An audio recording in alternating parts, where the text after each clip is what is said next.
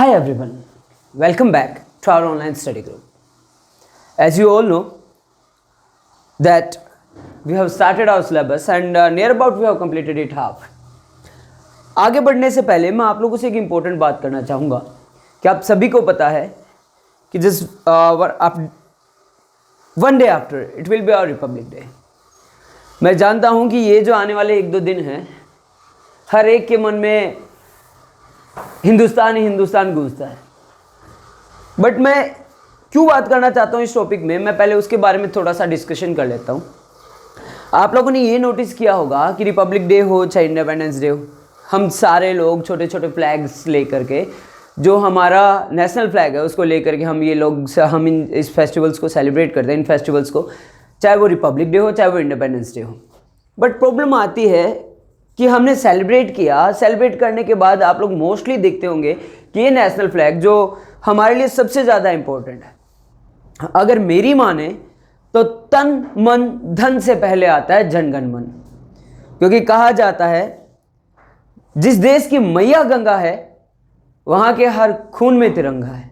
तो मेरी आप सबसे रिक्वेस्ट है इस रिपब्लिक डे पर हम लोग नेशनल फ्लैग की रिस्पेक्ट करें, उसका सम्मान करें, उसको वो अदब वो आदर दें जो एक्चुअल में वो डिजर्व करता है. ये नहीं हो कि आपने नेशनल फ्लैग रिपब्लिक डे पे यूटिलाइज किया, सेलिब्रेट किया, उसके बाद मैं मोस्टली देखता हूँ छोटे बच्चे उनको सड़क पर फेंक जाते हैं, वो नालियों में बहते हुए मिलते हैं. ऐसा मत करें please, don't insult our national flag. It really feels bad, बुरा लगता है. आइए बढ़ते हैं, हमारे इस चैप्टर को कंटिन्यू करते हैं और आज ख़त्म करते हैं इंडियन इकोनॉमिक्स के सिलेबस को. Comparative development experience of India and its neighbours start किया था. Near about 4 to 5 videos we have already watched out and we have already completed. It will be the last video on this topic and our Indian economics syllabus will be completed. देखते हैं, 4 चीज़ें देखी थी हमने: demographic indicators, growth indicators, sexual indicators and human development indicators. इन तीनों को ही हम पूरा कर चुके हैं. डेमोग्राफिक की बात करें, हमारे जो बेसिक इंफ्रास्ट्रक्चर से रिलेटेड है उनसे देखा हमने. ग्रोथ इंडिकेटर्स जीडीपीज वगैरह की तरफ देखा, पर पर्सन इनकम्स की तरफ देखा, कुछ डेटाज में हमने डिनोट किए.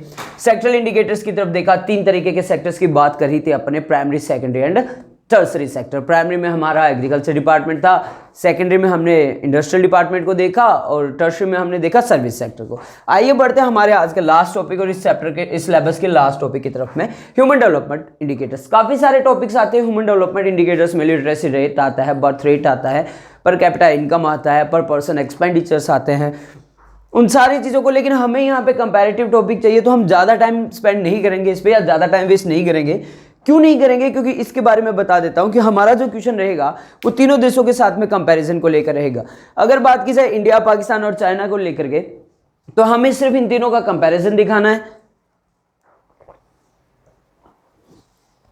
उसी कंपैरिजन की बात की जाए तो अब डेटा बेसिस रहे तो ज़्यादा परफेक्सिव रहेगा, ज़्यादा परफेक्शनिस्ट दिखेगा. आइए देखते हैं, मैंने यहाँ पे मेनली 3 टॉपिक्स को अटैच किया है. एसडीआई, सभी को पता है एसडीआई की फुल फॉर्म क्या होती है: ह्यूमन डेवलपमेंट इंडेक्स. यानी कहा जाए तो मानव विकास सूचकांक. ऑल ओवर वर्ल्ड की बात करें तो ये index all over world level रहता है, इंटरनेशनल लेवल रहता है. इसमें हर एक देश को अपना एक रैंकिंग मिलता है. तो चाइना की अगर बात करें तो एसडीआई में ऑब्वियसली इंडिया और पाकिस्तान से काफ़ी ज़्यादा हद तक बेहतर है. चाइना का जो रैंक है all over world wide 189 countries में 85th रैंक पे है चाइना. इंडिया की बात करें तो 131 पे है और पाकिस्तान की बात करें तो 152 पे है. टोटल 189 कंट्रीज के कंपैरेटिवली बात करें तो देखिएगा चाइना का रैंक है 85th, इंडिया का है 131st और पाकिस्तान का है 152nd. मैंने यहाँ पे TS लिखा है तो थोड़ा सा उस चीज़ को देख लीजिएगा. अब आप देखिए, अगर इन तीनों की बात करें तो पाकिस्तान हमसे ज़्यादा दूर नहीं है बट फिर भी पिछड़ा है, ऑब्वियसली है. लेकिन चाइना हम दोनों से आगे है, इंडिया से भी आगे है, पाकिस्तान से भी आगे है. इसलिए 189 कंट्रीज में 85th रैंक पे आता है चाइना का, जबकि सबसे ज़्यादा पॉपुलेटेड कंट्री है इस वर्ल्ड की. अगर पूछा जाए फर्स्ट रैंक पे कौन है तो ऑब्वियसली नॉर्वे है. ध्यान रखिएगा, नॉर्वे का जो रैंक है वो एसडीआई में फर्स्ट है. हमसे बेहतर कंडीशन तो आपको पता है श्रीलंका की है. श्रीलंका हमसे बेहतर है एसडीआई में. Life expectancy at the birth की बात करें तो देखिएगा, यानी कि life expectancy at the birth, यानी कहा जाए कि एक इंसान कितनी एज तक जी पाता है हेल्दियर, और किस एज तक वो सर्वाइव कर पाता है। ये नहीं है कि यहाँ पे मैंने 77 लिखा है तो इट मीन 77 का होती है हर ह्यूमन को मरना पड़ेगा, नहीं, it's just an average datas कि यहाँ पर माना जाए तो एक अमूमन एक आदमी, औसतन एक आदमी 77 ईयर्स तक की एज तक इजीली और हेल्दियर जीता है। चाइना की बात करें तो देखिएगा 76.91 है, नियर अबाउट 77 ईयर्स है। अगर इंडिया की बात करें तो 69.66 है, और पाकिस्तान की बात करें तो 68। अब आप खुद देख सकते हैं कि हम में और पाकिस्तान में ज़्यादा डिफरेंस नहीं है, but we are bit better than Pakistan, but ये अच्छे डाटाज नहीं है। आप ये देखिए चाइना की जब 77 है तो नॉर्वे की कितनी होगी ह्यूमन डेवलपमेंट इंडेक्स में। एक चीज़ मैं आपको बताना चाहूँगा कि मोस्टली स्टूडेंट्स मुझे डीएम करते हैं, कॉल करते हैं और ये कहते हैं सर ये डाटाज कैसे याद रहेंगे, तो मैं आपको इतना सा ही सजेशन दूंगा कि इन पॉइंट्स पे मत जाइए, take it about near about 77 approx. आप 77 लिखिए और अप्रॉक्स लिख दीजिए, आप 70 लिखिए और अप्रॉक्स लिख दीजिए, आप 68 लिखिए और अप्रॉक्स लिख दीजिए। क्यों? क्योंकि देखिएगा, हाँ इतना तो मैं मानता हूं कि डेटाज आपके आंसर्स को क्या बनाते हैं, इंप्रेसिव बनाते हैं। और ऑब्वियसली जब आप स्ट्रक्चर बेसिस करते हैं, पहले आप एक स्ट्रक्चर बना देते हैं अपने आंसर में और फिर उसका थ्योरेटिकल पार्ट लिखते हैं, तो जो चेकर जो होता है, जो इंडिविजुअल एग्जामिनर जो होता है, वो कभी भी आपके मार्क्स काट ही नहीं पाएगा। तो please be concentrative a bit about the datas. आपको ये याद रखना, ज़्यादा नहीं कहता मैं, ज़्यादा टॉपिक्स पे मत जाइए। हर टॉपिक के देखिएगा मैंने आपको 3 से 4 या 5 टॉपिक्स ही बताए हैं, तो आप सिर्फ उन्हीं तक रहिए, उन्हीं के डेटास को याद रखिए, it will be easier to learn. Next हमने लिखा है मीन्स ऑफ स्कूलिंग। अब मीन्स ऑफ स्कूलिंग में तो काफ़ी सारे टॉपिक्स भी आ जाते हैं, जैसे अगर कहा जाए कि 4 to 8 ईयर्स के बच्चे कितने जाते हैं, कितने परसेंट बच्चे स्कूल जाते हैं, फिर 5 to 15 ईयर्स के बच्चे कितने स्कूल जाते हैं, फिर अबोव देन 15 कितने जाते हैं, एडल्ट्रीज की बात करी जाए तो कितने जाते हैं, प्रौढ़ शिक्षा में कितने जाते हैं। उन सारी चीज़ों को अपन यहाँ पे नहीं डिस्कस करना चाहते, because we need to show about only about the comparison, और वो इसी कंपैरिजन बेसिस पे अपन काम कर रहे हैं। तो मैंने यहाँ पे जो टॉपिक लिया है वो लिया है सिर्फ और सिर्फ लिटरेसी लेवल पे। टाइम लिमिटेड रहेगा हमारे एग्जाम में, 2 घंटे की टाइमिंग रहेगी, तो अपन ज़्यादा टाइम नहीं लगा सकते थ्योरेटिकल बड़े क्वेश्चंस को लेकर के। तो we need to use limited words that can really show our answers इंप्रेसिवली।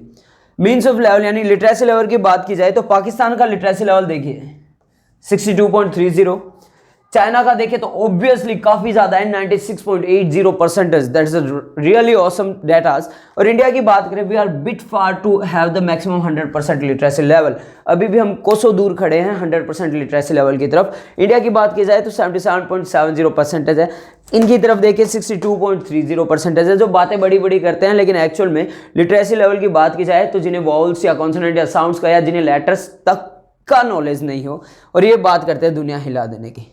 Obviously आपने ये भी देखा होगा कि इनका पर वुमन बर्थ रेट कितना था, नियर अबाउट 4 पॉइंट समथिंग था या 3 पॉइंट समथिंग था, यानी अमूमन एक औसतन औरत अपने लाइफ सर्कल में 4 बच्चों को पैदा कर रही है।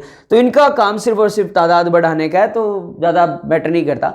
हमारा जो चैप्टर था वो यही तक था कि हमें देखना था कंपैरेटिवली कौन बेटर है, चाइना, इंडिया और पाकिस्तान। ऑब्वियसली अभी तक के जो डेटास देखे, China is a bit better than us, but मैं आपको एक चीज अश्योर करवा देता हूं, अगर यही नेक्स्ट 10 ईयर्स हमारे सेम साइमल्टेनियसली ऐसे ही रहे इकोनॉमिक सेक्टर के, then definitely it will be better.